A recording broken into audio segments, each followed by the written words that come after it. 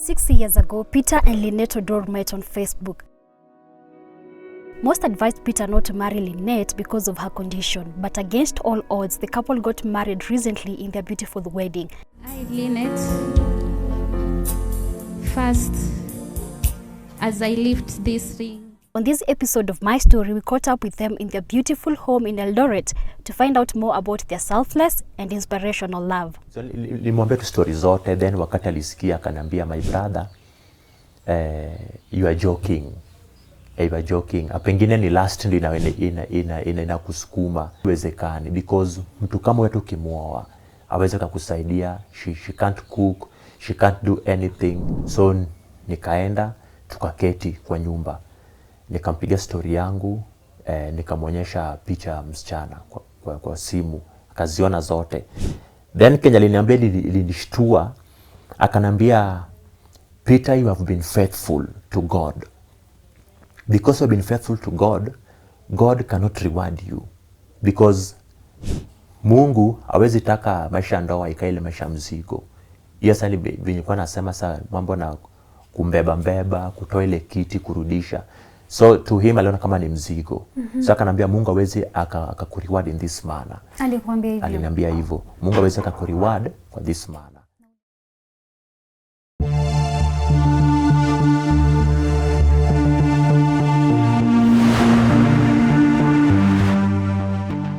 My name is Ann Nyathira, and our guest today, I would say he is inspirational. Before we start the show, allow me to introduce him. How are you, Peter? I'm fine, thank you. Kindly tell us a little bit about yourself. Asante.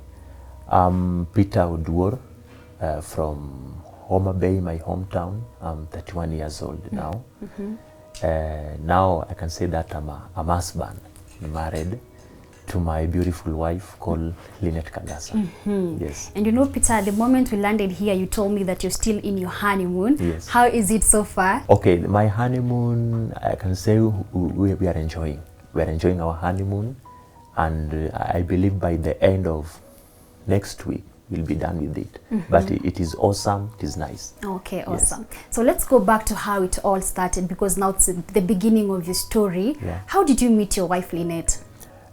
I met my wife Lynette in the year back 2016. By that time, I was in Homa Bay town, and you know, like wanasemanga siku hizi watu wako Facebook. I'm in Facebook. In Facebook, mostly I like to post sermons, the things of the Bible. If I read somewhere, I come and put it in my timeline. So anytime I would post anything in my wall, this lady could like, comment, and share. So the more she did that, the more she attracted me. And one day I asked myself, who is this lady who is liking my post a lot, sharing my comments, my posting, my photos, and even sometimes and get ahead to like them so much. So one day I inboxed her and asked her, who are you? And she told me, I'm Lynette from Vihiga. The profile picture that she had by that time was the one that she was sitting on a wheelchair. So when I saw that, at first, nilidhania si yeye kwa sababu nilisema in Facebook watu wengi wanaekanga tunaweza ikata flower kwa profile photo, anything. So haikunishitua sana, lakini so venye akaniambia ako Vihiga, anapenda post zangu, my sermons, I'm a blessing to her. That's why she's following me. So after tumejuana hivyo, nikatoka hapo nikaenda kwa his photos, nika-check everything ameka hapo. So nikaona 90% of photos ameka kwa wheelchair mostly. Hapo ndo nikajua akumbe this lady ako hivi. So ndio I didn't went ahead and ask her, ulizaliwa hivi ama nini. Mimi niliachia tu hivyo. So pale nikaangalia all her photos, nikaona most of them 90% alikuwa ameketi kwa wheelchair. So wakati niliangalia hivyo, hapo ndo kwa kwangu nikajua this lady anaishi na disability. Disability gani? Disability. Alikuwa na like pale nikamwangalia nikaona kama ana miguu na ana hii mkono ya left. alikuwa tuna mkono right peke yake. So nikaangalia kwa foto ya kwanza, ya pili na hizo zote nikaona kwa hivyo. So hapo ndo nikajua, na sikumuuliza bado what happened, nilichukua tu hivyo tu. Then I asked a number, akani inbox, then nikamflash kwa simu, akapokea yangu. So I remember at the following day usiku alinipigia. Akaniuliza niko wapi, nikamwambia niko Homa Bay venye nilikwambia jana. So I'm fellowship in this church, akaniambia hivyo. Nikamwambia, then pia akaniambia fellowship this church. So nikamwomba namba, akanipatia, nikampatia yangu, nikamflash. Then the following day she called me and she asked me where I'm coming from. Nikamwambia I'm from Homa Bay like I told you. I told her the church where I'm fellowshipping. I told her again kenye nafanya kanisani, I'm a pianist, I sing, I teach the word. So in the same, akaniuliza mpaka shule. Nikamwambia in school ndio nataka ku upgrade masomo yangu bado, lakini bado sijafikiria. Then pia akanipiga story yake ya masomo, kanambia alisoma KU hivyo zote. So kutoka pale tukanyamaziana kabisa. Though in the Facebook bado ange comment. So because nilimjua kidogo, so I was also in a position also to like and comment everything ange post pale. But interaction kwa simu ikakatika. Na siku feel bado anything about love at naweza mpenda, bado siku feel kabisa. Nilichukua tu kama tu friend tu wa Facebook. So ikachukua kitu kama a month. Then after this month it is tena nilianza conversation. Now kwa WhatsApp. Nilianza tu kwa WhatsApp hi. Tena kwa WhatsApp tena nikaona ile kind of photo ndio amepost pale kama yake ya picha. So kuangalia tena nikaona guy. Basi huyu yako hivi. So hapo nikakuwa interested. And I remember pale sasa nilimpiga na video call. Now I wanted to see a real. So aka receive, tukaongea for long. So wakati tuliongea hapo nikamuuliza what happened about your condition when uko hivi. Hapo ndio akanambia mimi nilizaliwa kama niko na miguu except that mkono ndio nilizaliwa nayo hivi, but miguu nilizaliwa kama niko nazo. Na ile 208 ile vita ilikuwa hapa Kenya 208. Kulikuwa na daktari ilifaa mtibu, alimwambia these were ugonjwa yako ambayo imefanya miguu ina grow kama inaenda sideways. Kuna dawa. So after 1 month kuja hospitali tukusaidie. Then ndio ikafanyika, kulikuwa na ile vita ambayo ilikuwa hapa Kenya. So the doctor alienda US. So by the time doctor ilifasa after 1 month ilifata tibiwe, the doctor alikuwa ile vita ilimzuia angeweza kukuja. So wakati alikuja after 6 months, wakati alikuja akapata now the bones were strong, so angeweza kunini. Afu ndipo wakamwambia so hakuna ingine ni kuzitoa tu, kama utakubali then from today henceforth utakuwa kwa wheelchair. So wakati aliniambia hivyo nikasikia, alafu mikono naye aliniambia alizaliwa nayo hivyo. By that time akaniambia alikuwa class 6.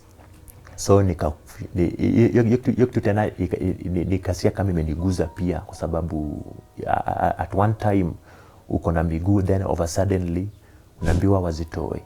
So ikanitouch nikasikia. So nikamwambia so unaishi na nani, una survive? Akanambia anaishi peke yake. Nikamuuliza reason, akanambia reason being the people I was staying with when you were in mess. So I decided to stay alone. So nikamuuliza how, because unafaa kupika, unafaa kufua, unafaa kumop. Akanambia hizi zote nafanya. Then hapo ndio akaniweka ka clip kwa video tukiongea, akanambia wacha niweke uone. Akaweka hapo kamera, then akaenda kwa vyombo, akaokosha vyombo kama tunapiga tu story. Anaosha tu vyombo, nikaona ni mkono moja na nini, akamop penye maji nini. So you're seeing all that on video call? Yeah, kwa video call. So after nikaona yote nikakuwa please, nikasema basi wewe uko poa, unaweza nini. So hapo nikamwambia okay, can we meet? Can we meet so that tuongee? Then akaniambia yes, it is possible. Then akaniambia if I can come nini at where she is. Nikamwambia hapana, because by that time she was in Nairobi. I mean niko Homa Bay. So ndio akanambia tena, can you make it to Eldoret, because Eldoret now itakuwa center. Ukitoka Homa Bay to Eldoret, mi pia nitoke Nairobi to Eldoret. Then hapo nika accept, nikamwambia is okay. So nikaenda Eldoret. Tukakutana. Wakati nilifika Eldoret akanambia stage yenye alifika. Then nikaenda hapo kwa stage nikapata alishashuka miketi hapo. Though okay, mmoja alinitangulia kufika. Kwa alifika asubuhi, mimi nilifika kitu saa 7. So nikapata pale kwa stage tu ameketi kwa hiyo wheelchair yake. So wakati nilifika pale, although at first mimi ile shock ya kukutana mtu mwenye ako na kilema first time sikuwa, kwa sababu ilipata kama kwa zile photo hizo video nishamjua. So hata njiani nikienda Eldoret nilijua the person I'm going to meet ni huyu. So I had that picture. Sasa ni ile tu kwenye sasa ilinishtua sasa ni ile nini, wakati nilifika pale I didn't know that now it will be me that nitakuwa namsaidia kusukuma zile wheelchair kutoa. So wakati ulikutana pale tukasalimiana, nikamwambia mimi no, I don't know this town. So akaniambia mimi nimejua Eldoret kidogo, there is this hotel tunaweza enda pale kidogo if we take some lunch alafu tuongee. So kuna Sirikwa hotel. Tukaenda pale, salijua. So akutoka hapo kwa stage ilibidi tuchukue gari hadi kwa hiyo hoteli penye iko. So wakati nikakuja gari, wakati ilikuja ilikuwa mat. So nikamtoa pale, mjua at first ile kiti ya mbele, ile nyuma driver inafaa tunachukua kiti yote. So nikamweka kwanza. Alafu after nimemweka kwanza ikabidi nitoke nje. Nilimbeba tu hivi. So kumbeba nikamweka ndani. Wakati kumweka ndani ndiye akaanza kuniexplainia nao how hii wheelchair venye naweza kuitoa, nifunganishe niweke pale ndani pia. Akaniambia tu. So nikafanya with the help of the naitwanga hawa watu wa magari hawa. So tukasaidiana, nikatoa battery, nikafold wheelchair, tukaingiza ndani na tukaenda. Now let me ask you, when you're doing that for the first time, how would you say was the experience? Because it was the first time, it's a new place for people looking at you. Did you feel like people were looking at you? It was not easy. Actually, naweza kuambia watu wali gather around wakituangalia. Ilikuwa mshtuko by the way, kwa sababu ani kitu sijaifanya in all my life. Number 2, ile watu kuniangalia.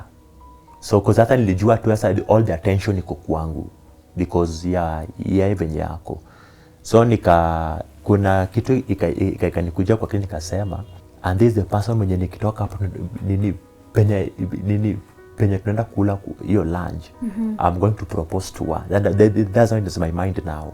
Pale wakati because nilijua in myself that where we are heading to, I'm going to give her now the feeling that I have for her. So nikajua surely if I go ahead and do this, then it means that for all my life nitakuwa nafanya hii kazi yenye nafanya. Because number 1, niliangalia nimeota nimechafuka, wheelchair imenichafua kati na inua nikibeba pale ndani. So nikasema tu but sasa ilibidi tu sasa nikaingia kwa gari tukaenda. Kufika the same thing happened. Nikamtoa, nikashuka, nikatengeneza wheelchair, nikatoa pale, nikaiweka, kumbeba, nikamweka ndani kwa wheelchair. Then tukapush, tukaenda hadi hapo kwa hotel tulifika. Then kulikuwa na stairs. So ile wheelchair iweze kupanda stairs. Kabidi tena nikamuinua tena hadi ndani kwenye tulifaa tuketi, nikarudi nje, nikafold wheelchair, nikaipaka hapo kando. So ndio tukakuja tukaketi. So wakati tuliketi, in the process when we were eating, now hapo ndo nikaanza kumwambia. Hapo nasa nikamwambia how I felt for her for the first time. And there are 2 things ilifanya nikakuwa attracted naye kabisa. That is why nikimwambia I love you, it was direct from my heart. Because number 1, the kind of maturity niliona kwake. Niliona ilikuwa mzuri, because to me how I define maturity is not about age but having the correct mindset. So nikaona this one hapana amenivuta kabisa. Then number 2, ile the way alikuwa anajiexpress. Ukimpatia time aongee, ukisikia tunasema tu wow, this one is more than any other lady mwenye na nini. So hapo ndio nikakuwa attracted kabisa. So hizo mambo na beauty nayo zilikuwa too obvious, lakini the two factors nifanyika kuwa attracted kabisa kwake. So nikamwambia I love you, na nilifeel this by the time nilikuwa natoka huko, na niliplan. So nikamwambia I plan that when tutakutana hapa leo nitakwambia hivi, and that's why I'm telling you this. Na so unaweza sema ulikuwa nervous that time? No. Okay, open your heart to her. I wasn't. So nikamwambia tu I love you, and if you allow me just unipatie time and I'll prove you. Then akidogo akanyamaza. What do you mean akanyamaza? Because wakati nilimuuliza unipatie time, I was expecting immediate answer like sawa, tuone venye itakuwa, lakini alinyamaza. So kunyamaza kidogo, then akaanza na kuniambia, you know Peter, I'm in a relationship now, but the relationship is not stable, is not working. Kwa sababu the guy mwenye niko na yeye ananisumbua, pia ni Mkristo tu kama wewe, pia anaimba kanisani, anafanya hizo vitu zote. Lakini tuko relationship, na kama ni ndoa ilifaa tuwede na yeye last year. Sana niambia sasa, last year ilifaa tufanye harusi na ujamaa, lakini kenye ilifanyika alikuwa because of who I am. Yule pastor ambaye alikuwa anaomba kwa nisake, alimuita baadaye after ametuongelesha mimi na yeye. Then sijui venye alimuongelesha, then mimi baadaye kidogo kuja kugundua kumbe the guy is married somewhere. So mimi nika feel hurt. Even the wife of this person alikuwa ananishtua mimi na hii hali yangu. So nikahofia maisha yangu. Oh, now the fiancé pia hata alikuwa ameoa pale pengine. Then the wife of the fiancé alikuwa anamthreaten now, achane na mume wake, na kujua yeye hizi zote. So wakati aliniambia hivyo, pia mimi nikamwambia, you know, even me I'm in a relationship. And nikamwambia I'm in a relationship and we have one kid with the lady mwenye tuko naye. Lakini the lady alienda akanipotelea na mtoto, sijui penye yako hadi wa leo. But because I feel that it's my time finding a relationship, and I'm telling you this because nimekupenda. So in the process tukiongea hivyo, bado ni kama the heart ilikuwa mgumu. Aliniambia, Peter, weenda ujifikirie vizuri, because men are the same. Weenda ujifikirie tu vizuri. Peter, unajua msichana ingiangi box tu mara moja hivyo. Exactly. Akaniambia to go and fikiria, alafu utaniambia baadaye. But in my heart, mimi nilijua by time I will win her heart. Just by time I will win her heart. So nika accept. Then tukatoka tukatoka kwa hoteli, nikamrudisha kwa stage. Alafu mimi travel, though yeye hakutravel, alala kulikuwa na beshta Eldoret. Yale lala, mimi nikabidi nikarudi. So wakati kurudi tukanyamaziana tena. Okay. Tukanyamaziana tena. Then kuna siku moja akanitumia text kwa WhatsApp, akaniambia, so na nilikwambia hali yangu ungewezana nayo. Nasha nikuulize Peter, kwa nini wewe ulinyamaza? Because ni wewe ulimwambia unampenda. Okay, wakati nilirudi Homa Bay, I told my sister, I have my sister mwenye ananifuata. So nikamwambia, sis, there is this lady, na nikamwonyesha photos zake. Huyu I feel for her, nampenda, na tumekutana jana Eldoret. So nilimwambia tu story zote, then wakati alisikia akaniambia, my brother, you are joking. You are joking. Pengine ni last ndio inakusukuma. Nikamwambia, no, I'm serious. I'm serious, na I'm serious kabisa. So wakati nilimwambia, at first alikataa, akaniambia iwezekani, because mtu kama wewe ukimuoa aweze kukusaidia, she can't cook, she can't do anything. Baka nikamwambia naweza, yeye alikataa, akasema hapana, haizi.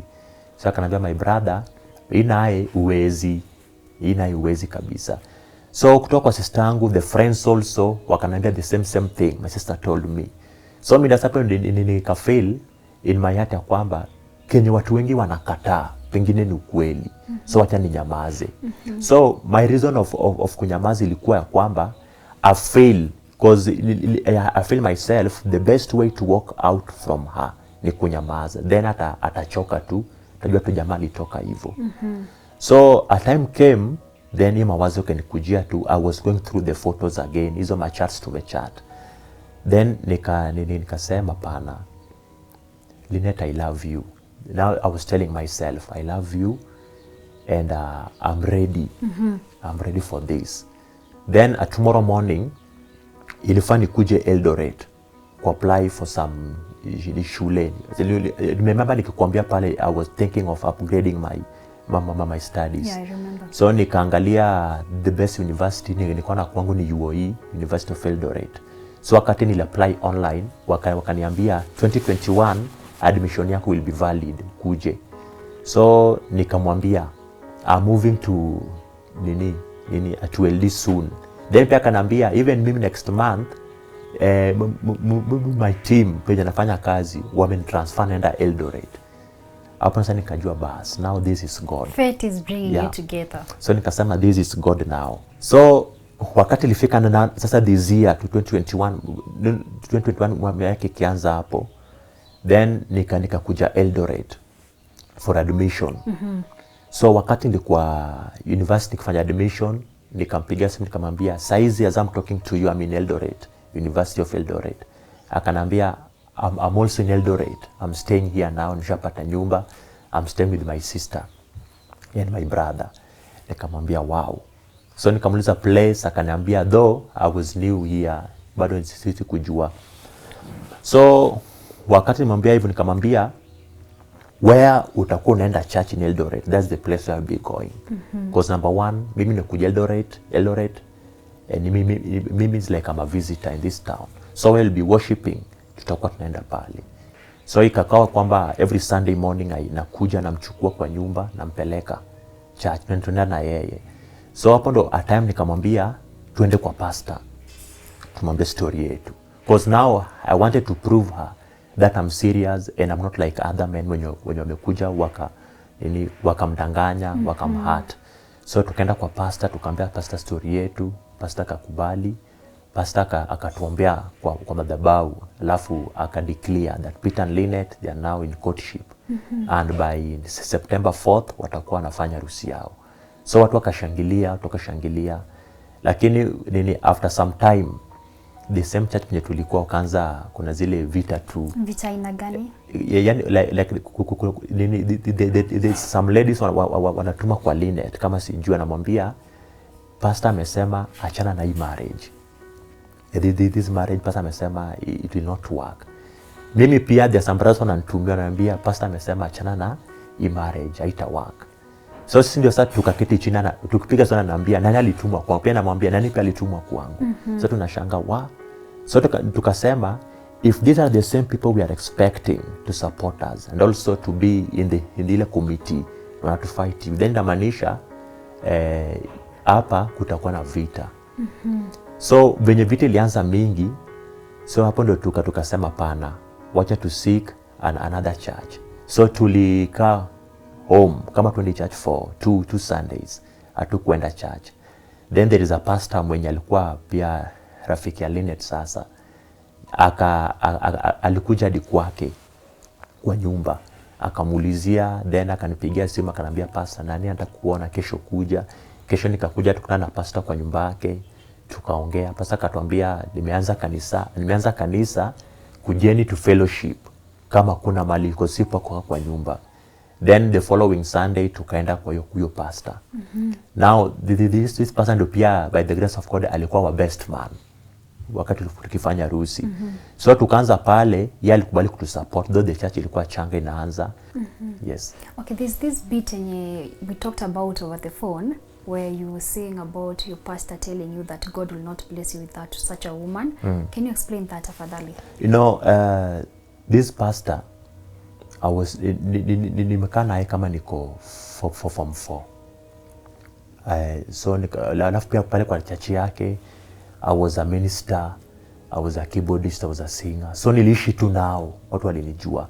So wakati ilifika sasa nikitaka kuoa niliona ni vema nimjulishe, kwa sababu now he was like a father now.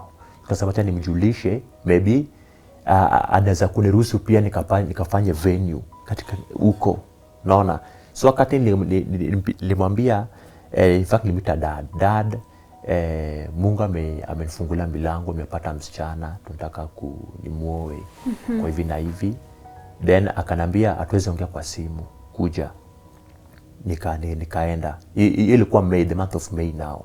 So nikaenda tukaketi kwa nyumba, nikampiga story yangu, nikamwonyesha picha ya msichana kwa simu, akaziona zote. Then Kenya aliniambia, ilinishtua, akanambia, Peter, you have been faithful to God. Because you have been faithful to God, God cannot reward you. Because Mungu hawezi taka maisha ndoa ikaile maisha mzigo. Yes, nilikuwa nasema saa mambo na kumbeba, kutoa ile kiti, kurudisha. So to him aliona kama ni mzigo. So akanambia Mungu hawezi akakureward in this manner. Alikwambia hivyo? Aliniambia hivyo. Mungu hawezi akakureward for this manner. Ulisikiaje wakati pastor alikwambia hivyo? Nilisikia vibaya kwa sababu kama mtumishi wa Mungu ufai kusema maneno kama hayo. At least hata kama for example angelenga hata na story ya Peter, bado ni mwanafunzi, bado unaona kama hayo, lakini alikuwa tu direct. Kanambia Mungu aweze kukureward venye umekuwa faithful, umemfanyia kazi hizo miaka zote. So mimi wakati nilisikia akiniambia hivyo, then Kenya alisema akaenda kairudia tena kwa madhabahu. Sasa after nimetoka mbele ya kanisa, mbele akihubiri sasa. So ni watu walinipigia simu sasa wakati mimi nimerudi Eldoret. Pigia pastor leo alihubiri na alisema ati anakuambia wache kuoa msana unakataa. So amesema wewe ukienda ahead umuoe, hiyo ni kwa juu shauri yako, yeye yuko hapo. So friends now I was having in this church, au marafiki nimekuwa na tumesoma nao hiyo wakati pia wakatan, because I was calling them, nani nataka ukae kwa committee ya wedding, amebadilika. Ule nataka kwa committee ya wedding, amebadilika. Sababu wakati alibadilika nikasema tu ni sawa. Now I was telling my wife now, unaona sasa au my friends wapali walikuwa nategea venue pia ya harusi, tulikuwa tutegemea tukafanyie huko, amekataa. Hizi ni vitu zenye walikuwa wamekupromise. Yeah, wamenipromise. So nikamwambia tu is okay. Is okay. Wacha tusome tuna kanisa tumepata mpya na upasta akupande wetu. So we kwa na faith tu kwa Mungu, kama tu now we are with God and the parents and the pastor, now the three people. So friends tukakata story ya tukajua friends sasa wako na sisi. So hadi friends wa shule where I'm learning some wenye wangenipata town kama niko na Linet na hii kuna moja alikuwa naibu kutembea na sisi, cause kama nilikuwa natembea naona kama alikuwa naibika. So nilikuwa natupia friends pia ni kama hawataki kuassociate na mimi because of this. So nikamwambia tu Linet, now it is me and you. Na mimi so kimoja I promise myself is a covenant. Nilisema I will prove you that I'm different from other men when you make what. Na number 2 nikasema kwa my heart ya kwamba ulemavu ni gharama. So you have to accept it. So nikasema hizo mizigo zote ambayo nimeona kidogo hizo nimekubali. I will abide with them na tutaishi. So hapo ndio, so anytime ile mawazo ingenikuja kwamba huyu ni kilema inafaa enyewe Umafrika umetoka nisije nimuache, I was remembering that covenant, because singependa ninge katika ile list ya watu ambao wamemhurt. So I will stick to that covenant that ilinisaidia by the way until tukafanya harusi yetu. So the first process tulianza, nikamwambia I'm taking you home kwetu. Tukatoka pale tukaenda nyumbani. Tukaenda nyumbani. Now my mom na dad wakati walimuona at first, though alipigia simu lakini ni kama ile hawakubelieve mambo na simu, umejua. So wakati ulifika nyumbani umejua nilishangaa cause my mama alikuja kwa gari akamtoa akambeba. Wow. Kumbeba akumweka kwa wheelchair, alibeba tu direct kutoka kwa gari hadi kwa nyumba kwa kiti. Na how did you feel wakati uliona mama yako akibeba Linet? Nilifurahi kwa sababu tukifika kwa entrance ya gate tukiingia hivi nilidhania wow. So ndio wale wazazi wangu ndio wale wako pale, wanataka kutoka nje, wanataka kugundua msana nimeleta. So sasa nikasema kwa moyo wangu, hii aibu ya leo nenda kupata cause I know nimejua at first watakataa. So itakuwa tu aibu kwa msana ambaye nimekuja naye na driver pia. And imagine the driver, the car we came with was also of that pastor. We are now my best man. Ilikuwa enda betuleta pia na gari yake. So he was the driver. So nikasema tu hii aibu nimepata leo. Lakini kwa mshtuko wakati mimi nilishuka wa kwanza. Kushuka nikaona tu amekuja ni kama tu pia ulijua tu mwenye niko naye. So akakuja, so mimi nilienda kwa boot nitoa wheelchair kwanza. Lakini the process kutoa wheelchair akakuja kambeba. Akampeleka hadi kwa kiti kwa nyumba. So nikacha tu wheelchair sikutoa sasa kwa sababu ameketi kwa kiti kwa nyumba. So we came, wakati kwa nyumba tulikuwa hapo, I remember one question they asked me. Do you love Lynette? That's the question they asked me. And I said yes. Kasema yes, ndio maana nimekuja ili nipate go ahead from you. Ili sasa tuanze kupanga mikakati ya harusi. So wakati nilisema ndio, wakasema ukimpenda tutakusaidia kumpenda. Then nikasema wow, God is great. Beautiful. Yeah. So hata hapo nikapata na strength. So nikasema ijapokuwa na friends wamenitoka, but because of the blessing of the parents now and also the blessing from her parents tuko now, so we don't mind about friends. So tulitoka pale tukarudi, safari ya pili sasa ilikuwa tumeenda kwao kuanza kupeleka mambo za mahari, introduction hapo tukafanya. So things were flowing, but the committee tukaform tukani. Lakini sasa shida ilikuwa sasa from friends to, because story zilianza kuenda. Peter anapanga kuoa msichana mwenye ako hivi, akona ulemavu, itakuwa rahisi. So mostly friends that I was calling wasimame na mimi katika hii committee ya kuchangisha pesa ya harusi. Waliturn. Wengi waliniambia hapana Peter, wewe ni mtu mwenye tunamjua. Uwezi uka just toka from somewhere. Mungu aweza kukupatia mtu kama huyo. Unaona? So nikasema tu So nikamwambia kuna siku Lynette akaniambia Peter, you know, kama ni story yangu ninafanya una lose friends, then basi uniache tu nikae. Because mimi naona kama the rate to lose friends yani ni kubwa. So nikamwambia tu wewe niache tu nikae tu because unawalusu wengi. Nikamwambia there is this a scripture nikamsomea in the book of Jeremiah 17:5. Inasema cast is he who trust in a man. So nikamwambia we don't trust in them. We trust in God. And kwanza our parents wako pande wetu. Ingekuwa mbaya kama familia ingekuwa separate. But because we are having them. So come 4th September, if we'll be having also only the watu familia kwa wedding peke yake, achana marafiki wakae. Hivyo nilimwambia. Then wakati aliona kama msimamo wangu imemaanisha, hapo ndo tena aka-agree, tukaanza vizuri. So ilikuwa tu maombi hivyo. So things came, then ile church penye tulikuwa now tuka form committee na watu kidogo tuliwapata pale. So ilikuwa tu prayer nini hadi 4th tukafanya harusi yetu. But despite all those challenges ulifanya harusi, how did that happen? Wengi walikataa bado, akasema tu unafanya kitu yenye mpaka kuna venue penye tulifanya venue ya kwanza. Wakati tulipata hiyo venue ya kwanza, so some days to the wedding waka change, wakatuambia sasa tutakuwa strict kwa ile namba ambayo tulikubali kwanza tutaikata tena. So sisi tukaona, and this is a friend mwenye alitupromise this kind of thing and a change. So miliona tu ilifika time nikamwambia Lynette ya kwamba basi twende kwa our best man by Penny Pastor. Tumwambie pastor vitu haziendi, watu wamekataa. Because kuna wengine ambao wakasema Peter, we will prove you that this thing will not work na si ya Mungu, kwa sababu kama ni ya Mungu hizi vitu mnaona siji kukosa vent, kukosa pesa zingekuwa zinakuja, but because hazikuji God is not in it. So we'll prove you that this wedding will not work.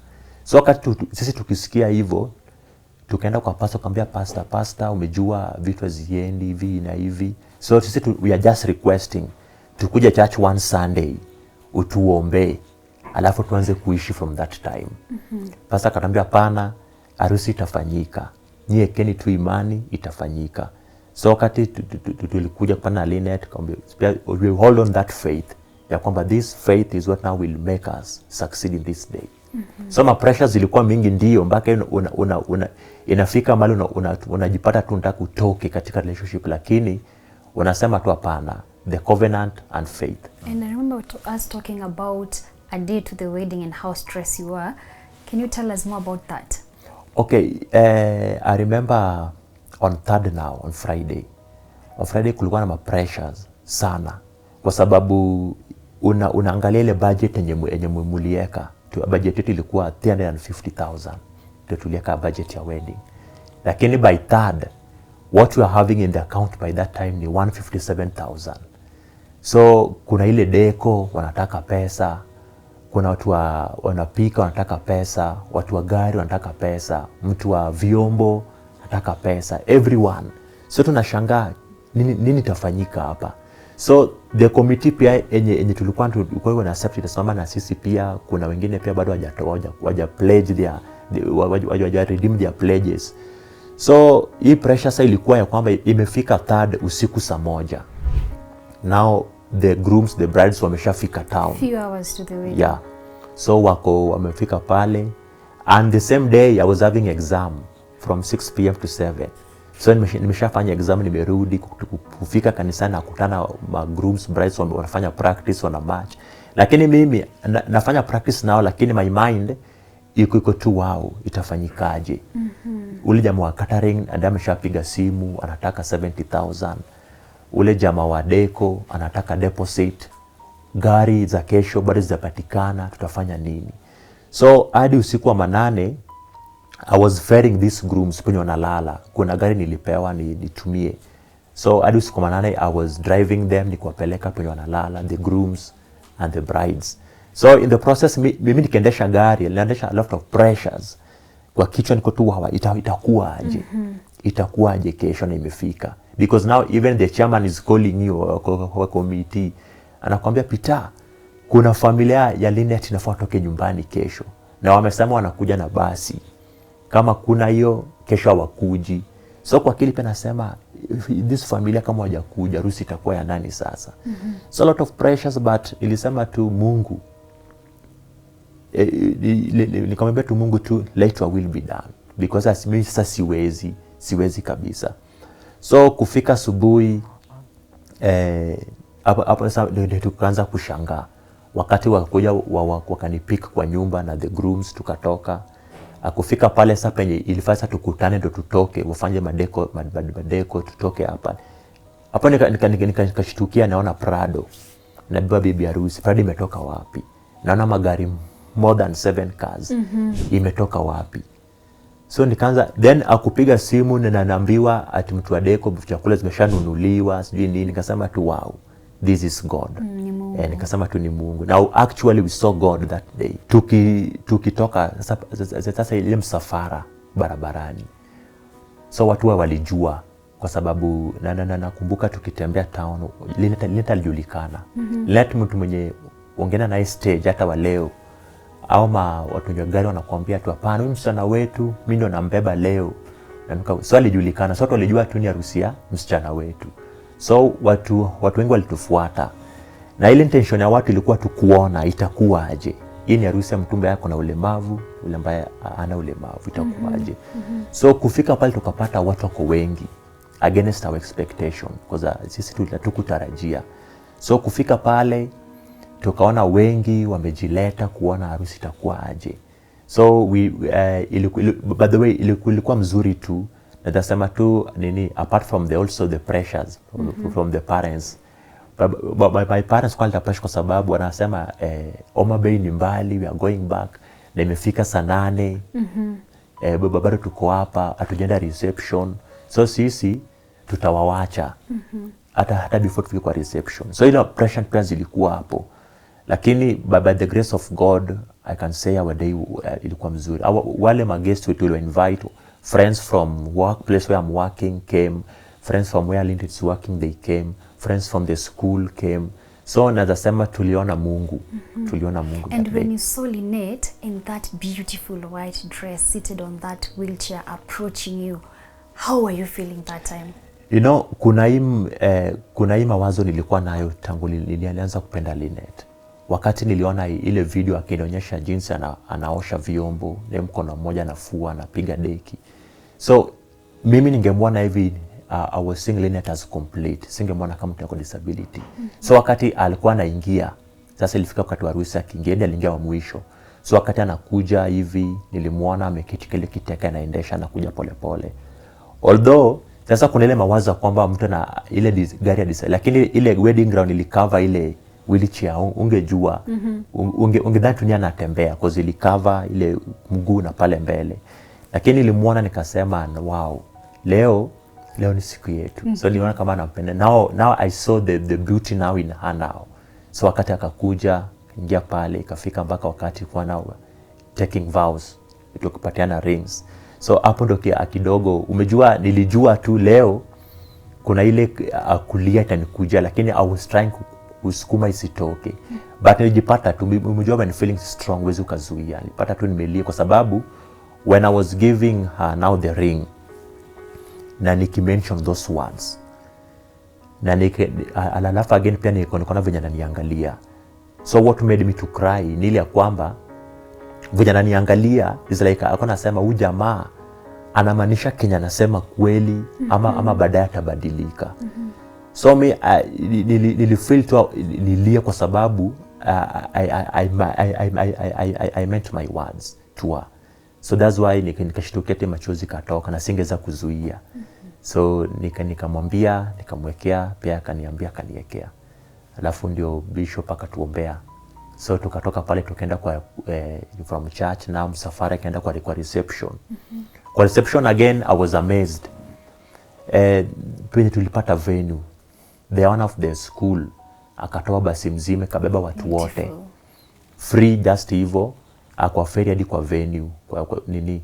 So tukaenda pale I tell you hata ilifika wakati wa gift we saw God by the way. That our day nilimwambia the other day ya kwamba kama kuna harusi ambayo wanasemanga grace inafanya kazi ni yetu, kwa sababu when tulikosa pesa, tulikosa everything, but at the end of the day what we lacked tuliona kama inakuja kutimia. Chakula watu walikula, kama ni gari tulipata mingi, kama ni gifts watu walitubariki. So nikasema tu ni Mungu sana. Yeah. Na Peter, unaweza sema una experience challenges gani? Umejua maisha ulemavu si maisha rahisi. Ukweli si rahisi kabisa. Nachukua heart. The only challenge nasema tu niko nayo ni ile ya kwamba for example tukienda town kumove na Lynette, because wakati unatoka kwa nyumba you must make sure hii wheelchair imecharge, ni ile inakuwa charged. Alafu unajua saizi pia ilikuwa kidogo, ni kama tu simu kikaa sana ile battery ndio inaoza. La sasa unafaa unacharge after every hour. So battery yake pia imeharibika saizi kwa hivyo. So ukicharge because hii battery wakati ilikuwa mpya ilikuwa inamaliza 12 hours. Basi saizi sasa hata wanawezi maliza. So inamaanisha ukitoka kwa nyumba na make sure imecharge. Saizi imetubidi mpaka tunatembea na charger ya wheelchair, so that mkifika njiani ikiisha mahali mnaenda mnaomba penye kuna stima, mnaenda una charge kidogo, mnapiga story, kisha kwa chat na mnaendelea na safari. So that's the only challenge nasema iko ya wheelchair tu peke yake kumove na but apart from that mimi nasema tu we are good. Do people look at you differently? Unajua kuna kitu moja I told my wife that mimi kenye imenisaidia ndipo naona kama all my friends always wakanitoa kwako, ni kwamba nilijua kwamba wakati naenda kufanya harusi na wewe kukuoa venye uko hivi, mengi yatasemwa before harusi, hata after harusi wengi watasema vitu mingi. So one factor lazima tuweke, tusaidie, tuzibe masikio. Ile nilimwambia wacha tuzibe masikio zetu kwa yale watu watasema uko nje na ndani, tuzibe tu masikio kabisa. So nikamwambia tu, wakati nilimwambia hivyo pia akakubali. So anything watu wanasema tunazisikia tu ndio, lakini tunaziba, inaingia huko inatoka huko, hatuweki cause tulizi expect. So the most challenge ni ile tu kuishi na maisha ulemavu si rahisi, lakini lazima because I'm the husband now, I have to love her, and I have to expect those challenges. So hata kama ni kuinua kwa wheelchair na jichafua, kuna siku unaenda kanisani, umevaa suti yako, so kufika pale ukiminuka kwa gari, ukifold ile wheelchair unajichafua. So nikasema tu hizi tu ni maisha ambayo nimechagua, so lazima nikubali. Na ni kitu gani ushaifanyiwa mkiwa na Lynette ikakuudhi? Kile ambayo nilifanyiwa ikaniudhi sana hadi wa leo ni ile kila time nikitembea naye pale mtown. Watu mjua mara nyingi watu wanajuanga wakiona mtu kwa wheelchair, yule ambaye anaomba, ameketi pale kando barabara naomba, ako pale na ile kikombe kidogo na kwa kitu. So wengi wakituona wanadhanianga hao watu ndio wamefika kuja kuomba. Na hii nilidhibitisha siku moja wakati tulienda kununua chakula sokoni. Wakati ulifika pale, so kuna wewe ufika sokoni, ile process ya kwamba unafanya shopping, kwanza unaangalia gani mzuri. So wakati katika hiyo hali, yule mama ambaye ilifaa tumnunue, yeye alituona as if tumeenda kuomba. So akatoa 100, akapeana Lynette ati msaada wangu ndio hii yangu. So tukamwambia hapana, mimi ndio nimekuja kukupatia. Mimi ndio nikamwambia sasa, sisi ndio tumekuja kukupatia, si wewe, tunataka kununua. Hiyo eka tu ni yako, tumekuja kukununua. So wakati tulimwambia hivyo ndio akakajua kumbe hawa wako sawa. Lakini sasa ile nia hata town, mtu akiona tu kama mumeapia somewhere, unaona mtu anakuangalia tu kwa wheelchair. Alafu tuseme kwa mfano ile battery imeisha, sasa unamsukuma. So unajua tu ndio yule mwenye ana bag ndio anakuja. Lakini sisi na kwa nia yetu ni kwamba watu tunapitanga tu. Mpaka kuna siku akaniambia Peter, the only thing that will make us come out of this, tuombe tu Mungu atupatie gari yetu, so that ukipita mtu akuoni unataka nini. But with this one utarajia. Nikamwambia tu okay, ni mzuri, lakini Mungu anajua ni yetu ni gani wakati tunatembea. So ni ile picha tu inafanya hiyo siku, hiyo aibu ndio ilinifanya nikaudhika, kwa sababu sasa niliona from today henceforth anywhere we will appear, watatuona tu ni begging, but we are not beggars. In Jesus' name, amen. Amen. Yeah. And what message do you have for Lynette? Just be strong, and I'll abide with you. Like I told you, it is the covenant I made that is making me to day by day sticking in these words. So my great message is to you is that I'm available for you, I'll protect you, and I love you for life. Yeah. And what advice do you have for Kenyans? Okay, the advice I would like to give to Kenyans, number one, ni kwamba disability is not inability. Kwa sababu wakati niko complete hivi, I don't know who I will be tomorrow. True. There is this phrase wanasemanga, our God is Alpha and Omega. It means is the beginning and the end. So our God knows our end from the beginning. So for example, if my end will be 2025, Mungu tayari ameshaiona, mimi sijafika kule.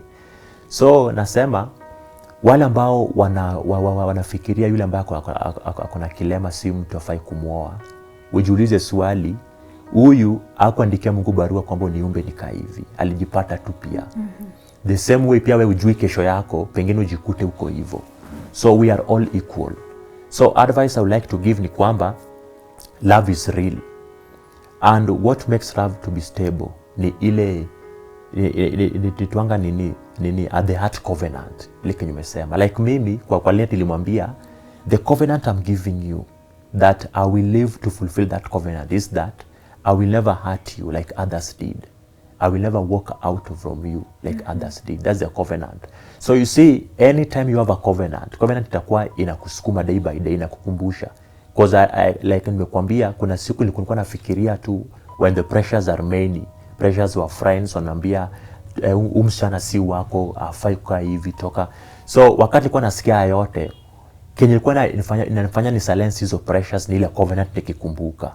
There's a covenant I made. So when there is this covenant umetengeneza, marriage huwezi kuwa na shake.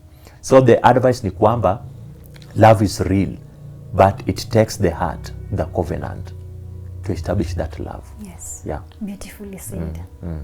Peter, thank you so much for welcoming us into your home, and I can tell you that your story is inspirational and it's going to touch a lot of people's heart, and they're going to learn a few things from you. So for now, you're going to introduce Lynette. You've heard the Peter's side of the story, and we want to know what the lady is going to tell us. Lynette, tuliongea na Peter earlier on, and he said that you guys met on Facebook. Now, what was it about him that made you attracted to him? The first time he came to my inbox, for me, I wondered, who is this texting me hi? Because I rarely respond to Facebook inboxes. So I went back to his profile, and I saw he's a pastor. So I went back and I responded back, hi. So that's how we started talking. We talked for a while, and then now he requested for my number. And then I gave him. Then we planned for a meetup after some time, of which we met. When we met, we just talked. Was it like a date? Yeah, it was like a date, though he had not approached me by then. So it was just like any normal date you can have with your friend. So after the meeting, he went silent and also kept quiet. Why did you keep quiet? No, for me, I was waiting for him to talk to me, because you see, as a woman, you don't like ile kunajipendekeza kwa mwanaume. So I wanted him to talk to me. So when he went silent, and I also went silent, and I said to myself, then maybe he wasn't coming to approach me, just wanted to know me. So ikaisha hivyo kidogo. Okay, but eventually akashow up tena. Yes. And he told you that he loved you. Yes. What was going through your mind that time? For me, I didn't take it seriously. Kwa nini? Considering this is someone you've met over social media, so you've not interacted for long, like maybe penye anatoka, you've known some of his friends, he has known some of my friends. So ilikuwa like, to me, nikasema huyu ni kama ananichezea, so nikamblush too off. By then I was in another relationship, so nikamwambia I'm also dating, though si ile relationship yenye I'm not so sure if this person is going to marry me or not. So akaniambia it's okay. So we continued being friends, and during that period I got into 2 relationships, of which all of them broke. And finally, now I saw the reason as to why maybe they are breaking, it could be this is the man that is meant for me. So now I gave him that full yes out of my heart now. What is it about Peter that makes him stand out? His fear for God, because that is number one thing I was looking for. I wanted someone who is totally committed to serving God. And then number 2 is royalty. You see, like the other previous relationship that I was in, they were told to leave me because of my disability, and they opted for it. They gave in. But for him, he stood out in that he stood his ground. No matter the pressures he was receiving from friends, from other people, he stood out, and that proved to me that he is totally in that. Okay, and during his interview, there's a time that he said that you had asked him to just leave you and go, to give up. Why was that? It's because I was seeing him losing a lot of friends.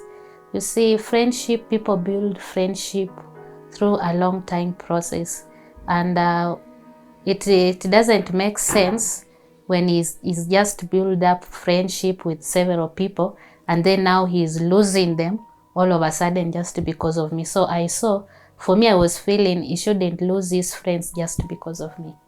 But don't you feel like that was a little bit unfair kwake, because he's a man that loves you?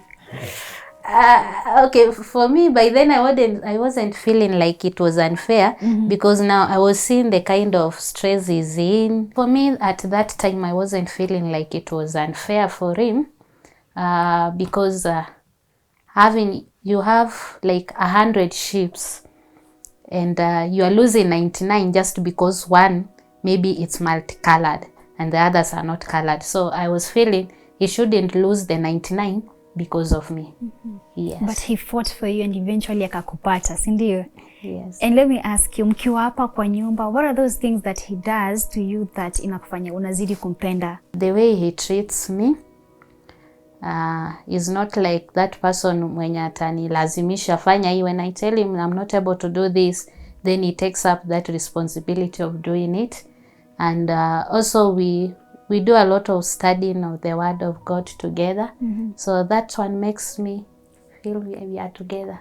Yes. Is he a gentleman? Yes, he is.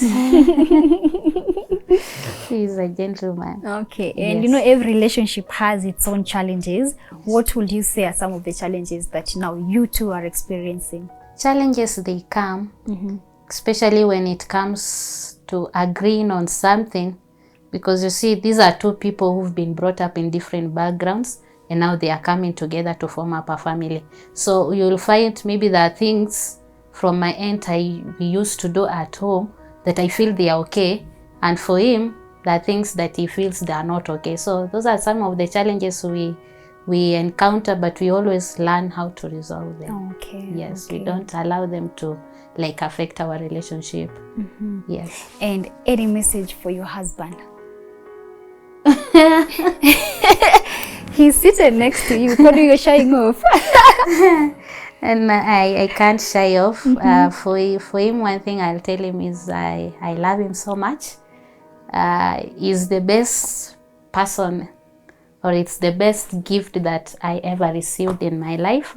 And having him in my life and being the priest of the house, I feel I'm more comfortable in him, and given any other opportunity to choose anyone else, I'll still choose him.